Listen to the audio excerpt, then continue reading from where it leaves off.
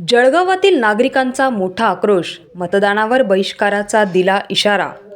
शहरातील कांचन नगरातील परिसरात विकास न झाल्याने नागरिक झाले आक्रमक। नमस्कार, मी पाहत आहात जळगाव मिरर।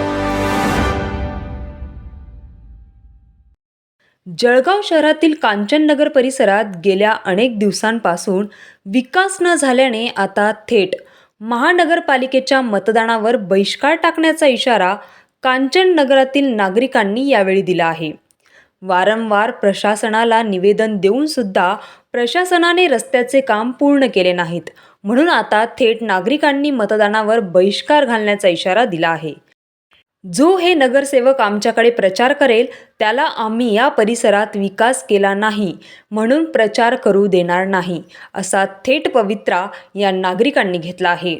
गेल्या 5 वर्षांपासून या परिसरात कुठल्याही मूलभूत सुविधा नागरिकांना मिळाल्या नाहीत। यात या परिसरात खराब रस्ते, अजून गटारीही तुंबल्या आहेत। मनपा प्रशासनाकडे वारंवार दाद मागून सुद्धा न्याय मिळत नाही। आता आम्ही कुणाला मतदान करणार नाही व जो आमच्याकडे प्रचारासाठी येईल त्याला प्रचार सुद्धा करू देणार नाही, असा पवित्रा या नागरिकांनी घेतला आहे। पहा याबाबतचा सविस्तर वृत्तांत।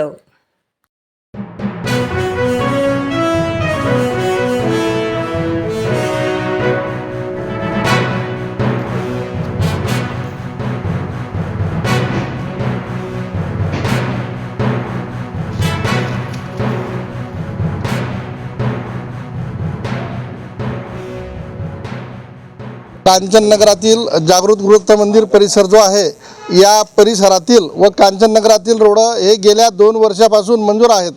मंजूर जर आहेत तर मग रोडांचे कामं का होत नाही, म्हणून आम्ही 7 मार्च 2025 रोजी आमरण उपोषणाला बसणार होतो। आम्ही शासनाला इशाराही दिलेला होता, परंतु शासनानं आम्हाला सार्वजनिक बांधकामानं लेखी पत्र दिलं का तुम्ही उपोषण मागे घ्या, आम्ही आपलं रोडाचे काम मार्गी लावतो।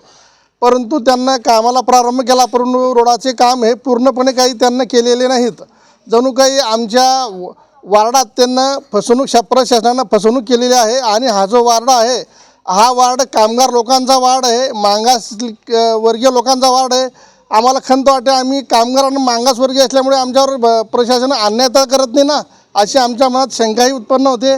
जर येत्या निवडणुकीत एवढ्या 10-15 दिवसात जर या कांचन नगरमधली रोडाचे कामं जर मार्गी लागली नाहीत तर या ठिकाणी येणाऱ्या मनपाच्या इलेक्शनमध्ये आम्ही कोणत्याही उमेदवाराला प्रचार करू देणार नाहीत व निवडणुकीमध्ये संपूर्ण परिसर हा बहिष्कार घालीत आहे। नाव सांगा आपलं। राजेंद्र कोडी।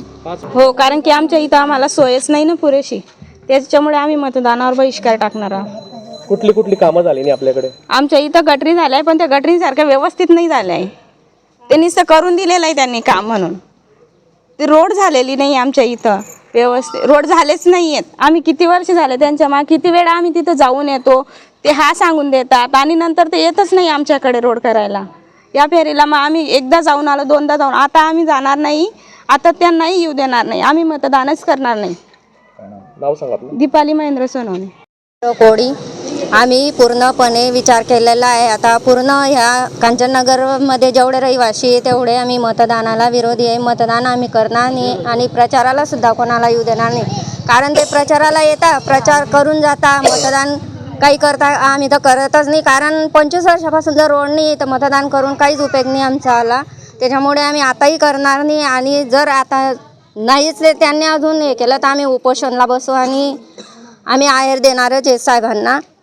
पण आमची फसवणूक होते, आम्ही जितक्या वेळेस गेले तितक्या वेळेस आमची फसवणूक झाली।